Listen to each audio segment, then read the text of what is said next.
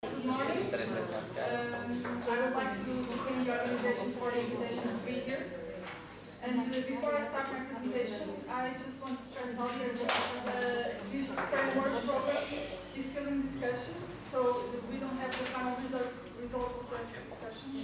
So what I'm going to present is the first proposal from the Commission for this framework program.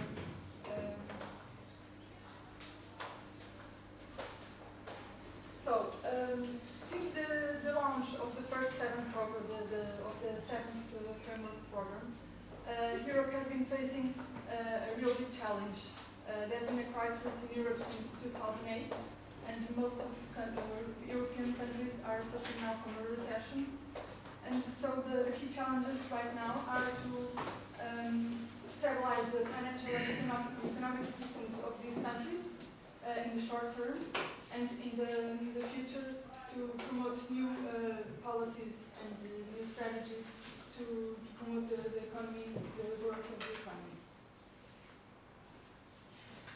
So one of the main areas that has been on the center of European strategy is research and development to promote the smart, sustainable and inclusive growth of the European economy.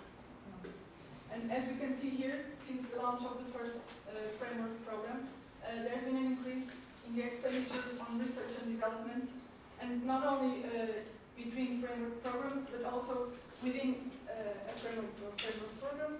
There has been a growth of expenditures for research and development, and in the last framework program that is still occurring, we see a large growth of these expenditures.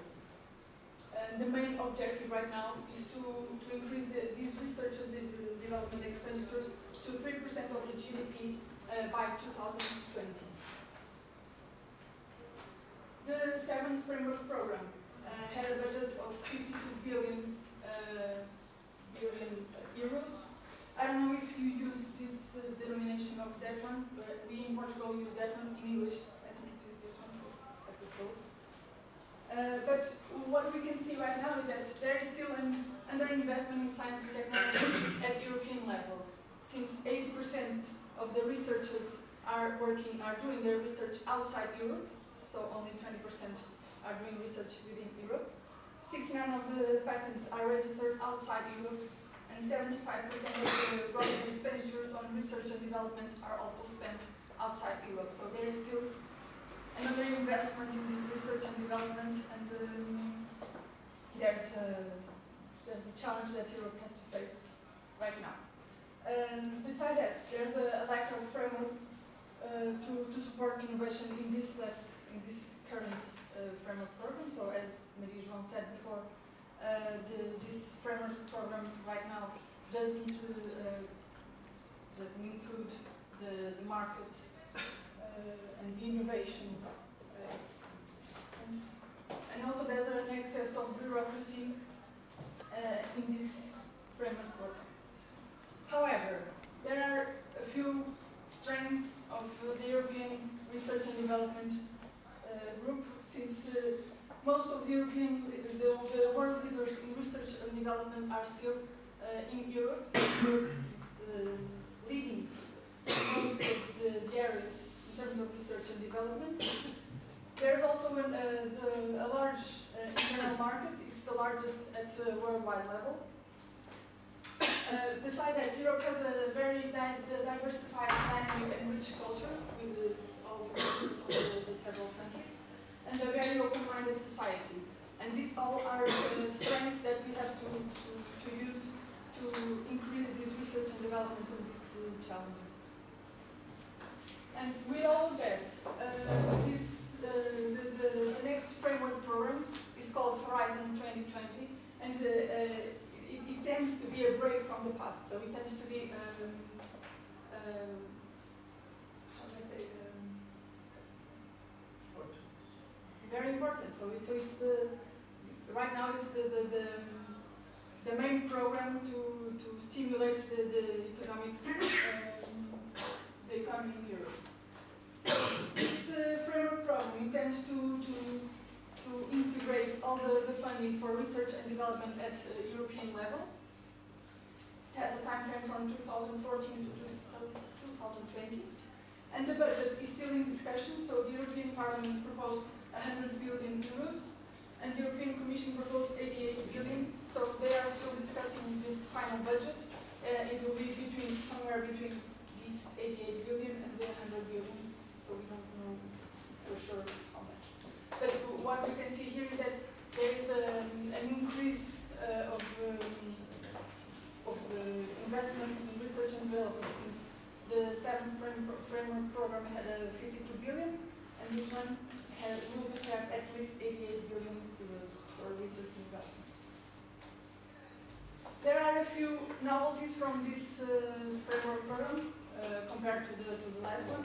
One of them is the simplification, so it tends to have to be a very a simple program with simple rules, rules that are equal to all the programs, are transversal, with fewer controls and fewer audits. Besides that, it has an inclusive approach, so it tends to be open to all the participants, not only new young scientists, but also scientists that are doing research at the topest level. So it is included here the concept of stairway to excellence. So it tends to stimulate the good researchers to promote their research and to let them grow to the excellence. Besides that, it tends to integrate not only the research but everything that leads to the market. So all the research and development chain is included in this framework program, and all the activities close to the market are very important in this framework program. And also all there's a strong focus on creating business opportunities. So the SMEs are very important in this framework program, and the collaboration between universities and researchers and the SMEs is very important. And a last point to stress out right now is the synergies with other structural funds. So the main goal here is to integrate all the fundings at European level and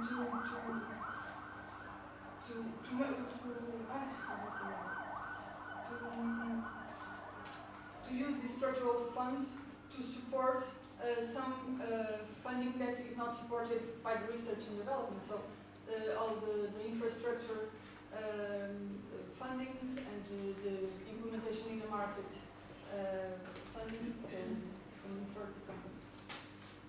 So this framework program is based on 3 pillars. One of them is the societal changes that includes all the areas related to health, well-being, food security, and agriculture, energy, transport. So all the themes that are related to the society. And also inclusive and innovative and secure societies.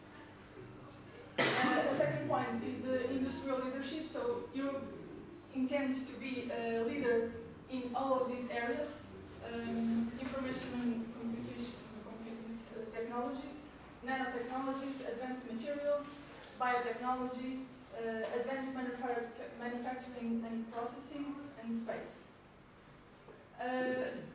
This initial proposal included all the funding for SMEs in this industrial leadership, but the intention is to include this financing at transversal level. So the main goal is to have financing for SMEs in all the 3 pillars, not only in the industrial level, but all in all 3. And the last pillar is the excellence in science-based. So this is the funding for excellency in scientific research. Includes all the Marie Curie actions that are still developing. So for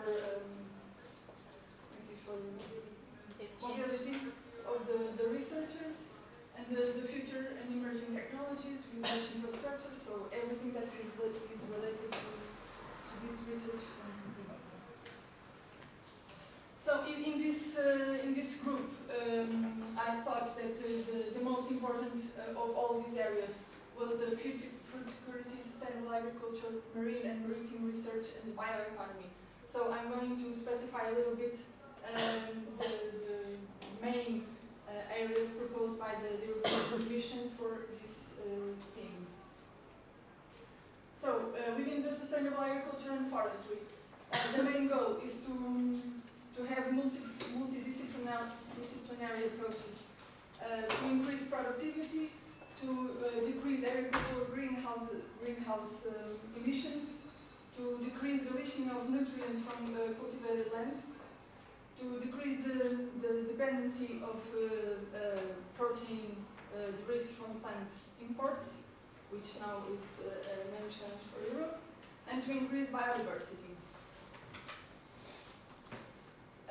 Besides this multidisciplinary approach, there's also an importance of rural areas, of the rural development and innovation, to prevent social marginalization, to foster economic activities, and to foster the participatory research management, so all of the areas to support rural development. There's also a group for the agri-food sector and for safe and healthy diet. The first point is to have informed consumer choices, so to do some research for all the chain, the food chain sector, to have more knowledge for the consumers about the health. This is more for the food itself, for the food chain, and to have the sustainable and competitive agri-food industry. There is also a point for aquatic living resources, and another one for competitive bio-based industries. So, as I said before, the first proposal of this framework program was proposed in November 2011, and since then there's been a negotiation between the Parliament and the Council, not only about the budget, but also about the structure of this framework program, which will be held until 2013, maybe. In mid-2012, as Maria said before, we will have the final calls for the 7th framework program, and the objective here is to do a bridge gap from this 7th framework program to the Horizon 2020. And in January 2014, it will be launched this new Horizon